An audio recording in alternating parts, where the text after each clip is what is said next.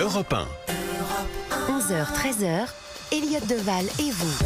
Midi 3 sur Europe 1, on poursuit notre échange après la disparition atroce, dans des conditions atroces du jeune Louis, 17 ans, tué à Narbonne. Sa mère sort du silence, affirme avoir alerté en vain. Son papa également a pris la parole. Vous avez entendu ses premières déclarations exclusives pour CNews et pour Europe 1. Estelle Lafont est toujours avec nous. Les auditeurs veulent réagir à la question. Est-ce que vous considérez que la société est ensauvagée ? L'ensauvagement de la société, un terme que récuse Laurent Nunez, parce qu'il serait connoté politiquement.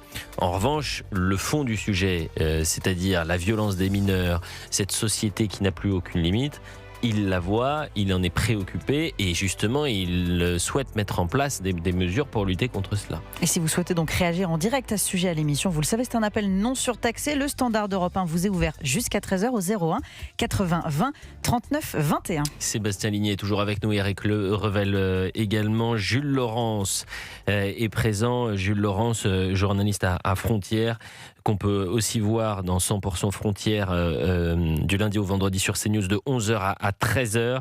Et si vous êtes avec nous, Jules Laurence, c'est parce que c'est vous qui avez échangé avec la famille du jeune Louis, 17 ans. Grégory et Jean-Philippe sont en direct avec nous. Prenons la direction d'Orléans pour échanger avec Jean-Philippe. Bonjour Jean-Philippe. Oui, bonjour Monsieur Deval. Merci d'être en direct avec nous et d'avoir appelé au 01 80 20 39 21. Quand je vois cette litanie des prénoms, Louis, Philippine, Lola, Liana, Thomas, évidemment les drames sont différents, mais à chaque fois il y a une sorte de fil conducteur qui est-ce que ce drame aurait dû être évité, et c'est ça qui est frappant, Jean-Philippe. Écoutez, je ne sais pas si ces drames auraient pu être évités. De tout temps, il y a toujours eu des meurtres, il y a toujours eu des crimes. Une chose est sûre, c'est que aujourd'hui, moi je constate, quand Monsieur Nunez dit qu'il ne veut pas parler d'ensauvagement, c'est pas une question de droite ou de gauche. Dans les années 80, je pense que nos politiques de gauche auraient eu les mots justes. L'ensauvagement de la société, moi je pense qu'il est réel. Aujourd'hui, moi j'ai des enfants de l'âge à peu près du petit Louis. Je suis atterré par ce qui se passe et j'ai vraiment peur pour mes enfants. Et qui tous les jours rencontrent cette violence qui ne dit pas son nom, mais c'est dans les regards, c'est dans les attitudes, c'est dans le non-respect. On n'a plus de valeurs communes aujourd'hui dans notre société. Alors, c'était effectivement dans les années 70-80, on était encore sur les reliquats de la chrétienté, du catholicisme, etc. Et donc on avait encore des valeurs communes et on n'avait pas trop de communautarisme. Mais moi, j'ai eu, par mon métier, la chance de beaucoup voyager dans le monde et de passer du temps dans d'autres pays où je vous assure qu'il y a un vrai choc de civilisation. Il y aurait tellement à dire. À l'ONU, les pays, alors c'est pas pour caricaturer une certaine frange, une certaine religion, mais les pays islamiques, les pays musulmans à l'ONU n'ont pas signé la même charte des droits de l'homme que nous autres. Et j'ai bien vu, moi, dans ces pays-là, pour y vivre, pour y avoir vécu quelque temps, c'est que ils ne règlent pas les problèmes de la même façon et la société n'est pas la même. Et aujourd'hui, nous n'avons pas les mêmes valeurs. Et on le voit bien, on ne peut plus aujourd'hui arrêter quelqu'un pour lui dire vous avez jeté votre papier par terre ou votre chewing-gum parce qu'on se fait insulter, limite on se fait tabasser.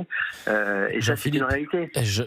Alors, la manière dont vous le présentez, cher Jean-Philippe, c'est votre manière de le faire. En revanche, là, dans la disparition, dans des conditions absolument atroces du jeune Louis, la question de l'immigration et du communautarisme n'est absolument pas liée.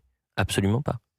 Donc, faut faire attention également à ne pas faire d'une généralité des cas spécifiques. Là, on parle de l'ensauvagement de la société.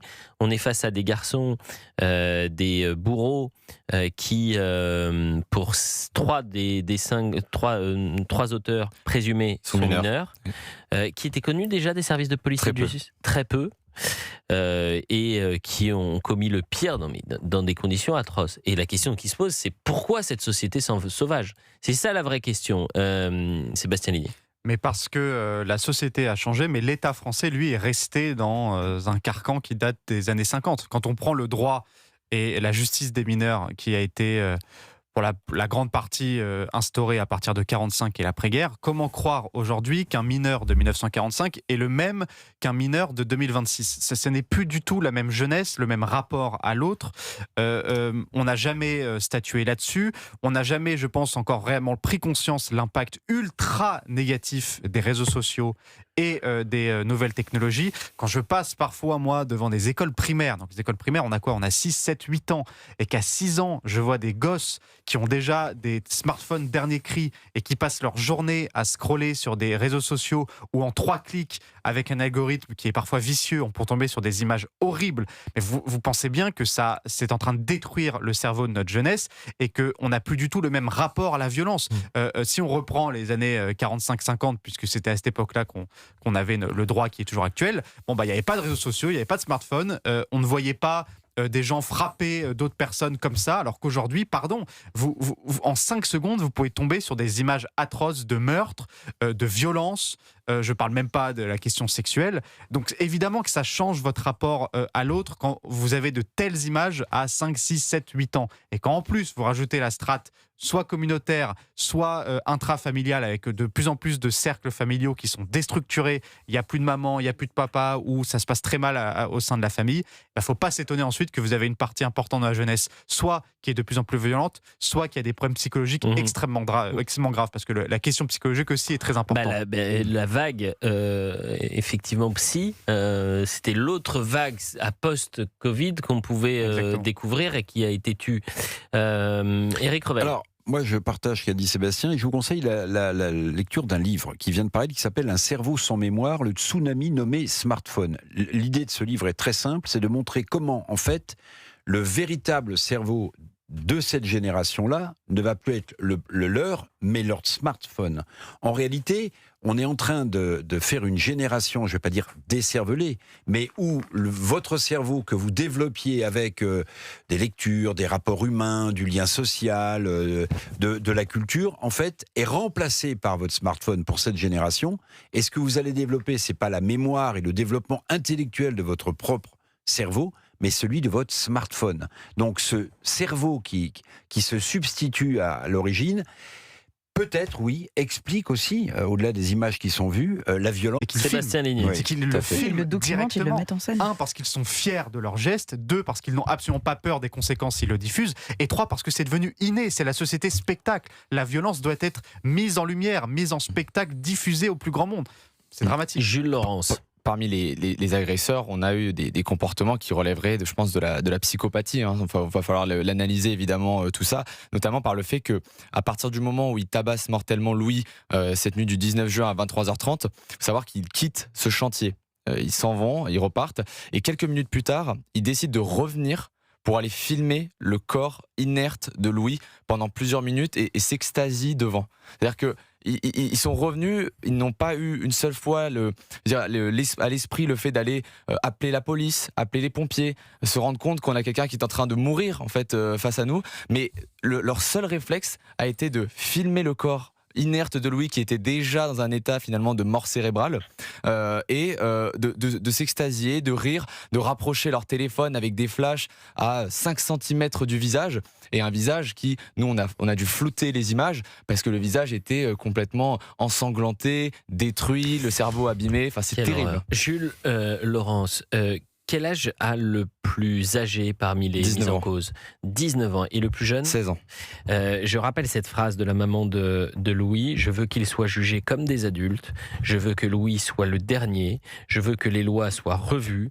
Quand on tue comme un homme, on paie comme un homme. Ils risquent la réclusion criminelle à perpétuité, ces individus, ces bourreaux, s'ils sont condamnés comme des adultes, Jules. Ah, tout à fait, parce qu'il va y avoir donc cette dimension d'assassinat, de préméditation, puisque c'est un guet-apens qui a été tendu à Louis. Et surtout, il faut le prendre en compte par le fait que Louis a passé seulement quelques mois au sein de l'aide sociale à l'enfance. Et pendant ces quelques mois, Louis, c'est finalement des humiliations, du harcèlement, d'autres tabassages par lesquels il est passé. Donc il y a une notion même de répétition finalement de ces violences vis-à-vis de Louis, sur lesquelles il y avait eu des alertes. Et le drame dans le drame, c'est que Louis, il allait quitter l'aide sociale à l'enfance en cette fin juin, parce qu'en juillet, il avait eu une promesse d'embauche. Le fait de son départ, son départ de l'aide sociale était conditionné au fait qu'il retrouve un travail. Donc il avait retrouvé cette promesse d'embauche, et là finalement, il s'est retrouvé dans ce guet-apens mortel à quelques jours de son départ de l'aide sociale à l'enfance dans laquelle il s'était retrouvé prisonnier d'un groupe d'individus qui l'avaient pris pour le mouton noir. Mais les responsables de cet établissement seront peut-être eux aussi tenus pour responsables de ce drame, en partie du moins, pour non-assistance à personne en danger, que sais-je, de ne pas avoir alerté alors qu'ils étaient au courant du signalement parce qu'il avait déjà été agressé en juin. Exactement. Et en fait, il y a deux éléments qui sont accablants.